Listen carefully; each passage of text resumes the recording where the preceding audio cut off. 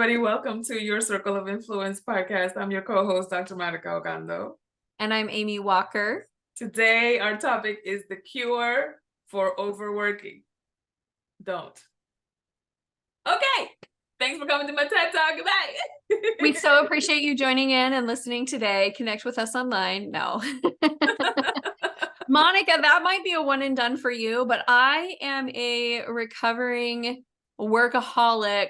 Mm-hmm. Like, there should be a support group for us. I'm sure there is. I'm sure. Well, this probably is one of them, right? There is a cure to overworking. We're going to get into it today. One of the things that I always start off with, like when there's a problem, it's like, what are the assumptions I have made such that this would exist? Mm-hmm. And the assumption that we make as a society with overworking is that somehow there is nobility in suffering. Somehow there is nobility in spending yourself to death, right? And we know where that came from. With the Industrial Revolution, when people are going into factories, you were rewarded for how long suffering you were, how much pain, how much discomfort, how much you were willing to put yourself at risk for a particular company or a particular process. Or this is where we got labor laws from, to protect the workers from losing life and limb, of course, due to overworking. And so I know where that came from. And we are not in an industrial economy anymore. Right. So those rules no longer apply. We are, if anything, we are more like in the knowledge economy, more so than anything else, right? And so you're not necessarily getting paid for or celebrated for how much physical labor you put into something, how long you spend at the office, etc. It's more about how much you know. That's why you see so many YouTube videos and podcasts talking about hacks, life hacks, business hacks, tech hack. AI is becoming bigger and bigger. And so one of the things that I will say as a cure for overworking is to check, again, always going to go back to this, always audit your assumptions, because you tend to get an emotional need met out of our behaviors.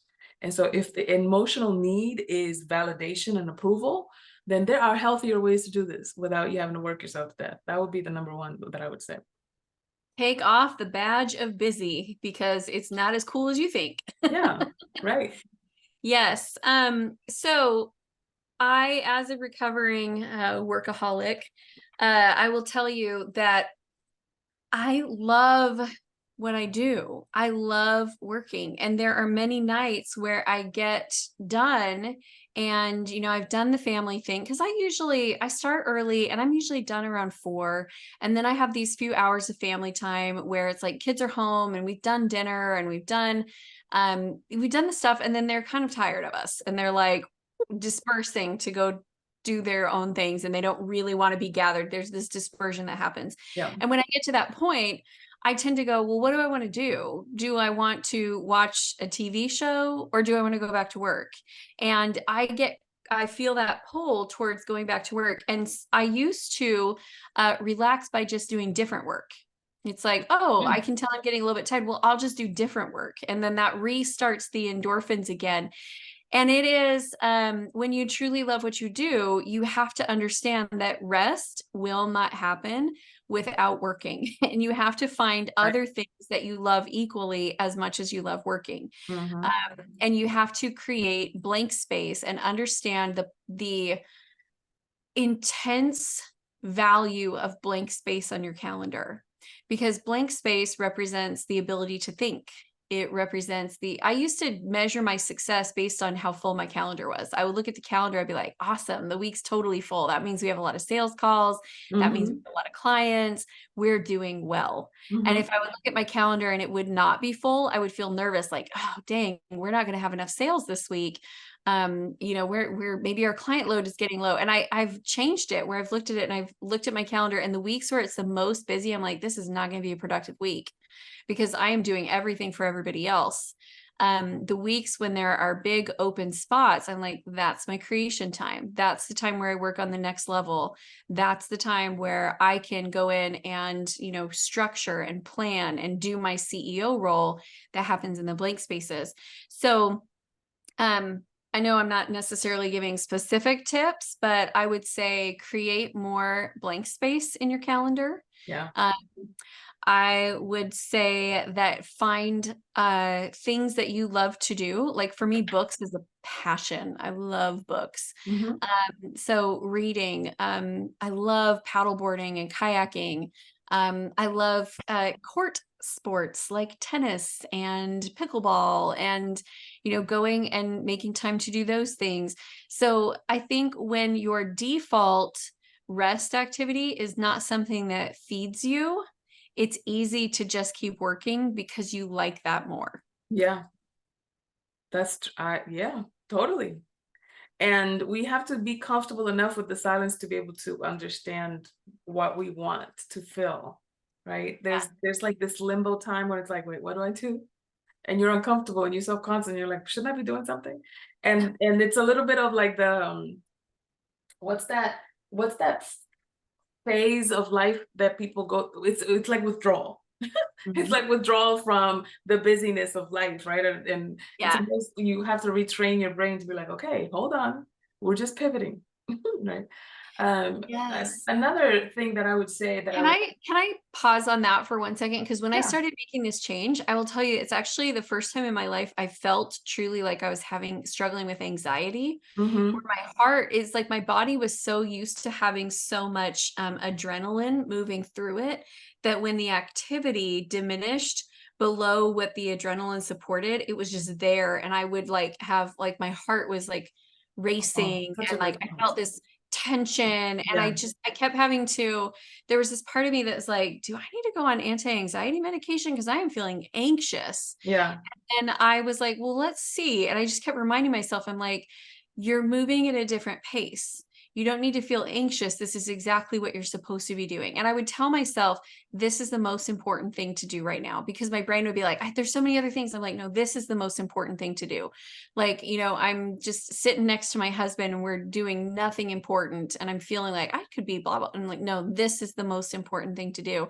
And it took some like physical retraining along with the mental retraining. And I definitely felt like I was going through withdrawals. Like it did some junk to my system. Hmm. Yeah, I can totally relate to that. There is that limbo space of like, hold on, readjusting, right? And it is a chemical response.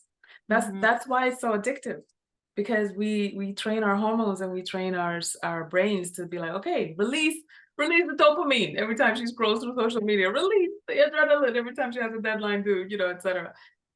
One of the pieces to overworking, as it were, is also to create better systems, right? Automation systems, SOP, standard operating procedures, so that there's, because one of the ways that you can minimize that anxiety is by knowing and trusting that things are taken care of. If you've set up those systems and those processes there, it's like now you don't have to reinvent the wheel. You don't have to build up a lung every time that you need a breath, you know?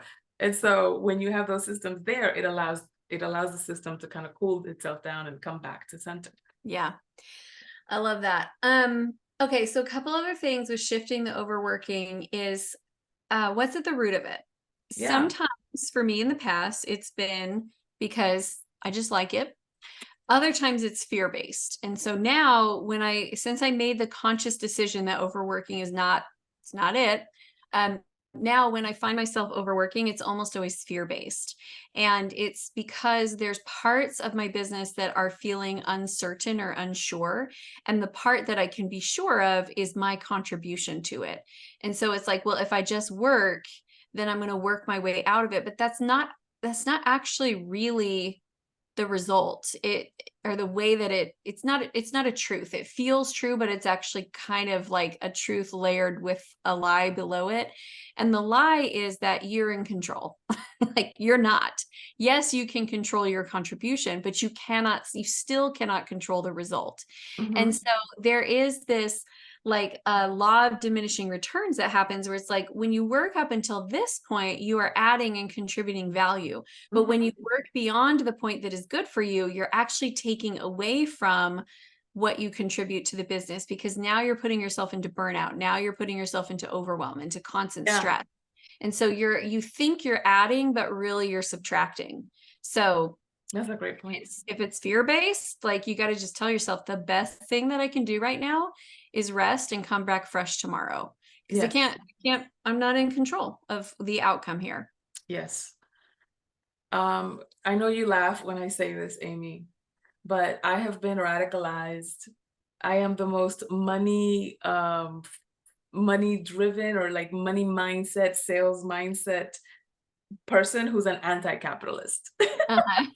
No, it's very true. I agree. I concur. Yes, because it's like a lot of what we do in this society is based out of white mythology and capitalism and patriarchy, and it is completely against our human nature. It's not the way that we worked for millions of years. It is not sustainable now. We have this little parentheses of the last 300 years of like, this is the way it should be, or this is the way that we have evolved, and we forget that it's like, no, actually, this parenthesis is what has led to higher incidence of suicide, higher incidence of cancer, higher incidence of heart disease, higher incidence of divorces, higher incidences of, like, there's a lot of stuff that isn't working. But because we're in this bubble, it's like, oh, we just have to know how to suffer better instead of just completely scrapping the system. I remember one time when I was still in financial services, and I was on a boat with some investors and so forth, and somebody said the story of this. I don't know if it was true or not, it was maybe a parable, but he was talking about how, like, there was this guy on a boat, and he was like, and he was telling the boat owner, oh, you should fish more, and so you can get more boats. It's like, for what? It's like, so you can get more boats, and then you can sell them and rent them, and da da da. And for what? So that then you can take vacations, and then you can be in a placid lake, right, like enjoying your vacation or whatever. It's like, that's what I'm doing right now. Why do I have to go through all of that just to be where I want to be? I'm already where I want to be. And so we have this false assumption that achieving more and accumulating more and getting more money and more wealth, not that there's anything wrong with money, honey, listen, okay, but that this accumulation thing and this achieving thing is somehow going to get you something. You already have it. Yeah. And I think that's the best cure for overworking. It's like, just like, do it because you enjoy it. Do it because you have something to contribute, not because you're trying to make up for something that you think you don't have.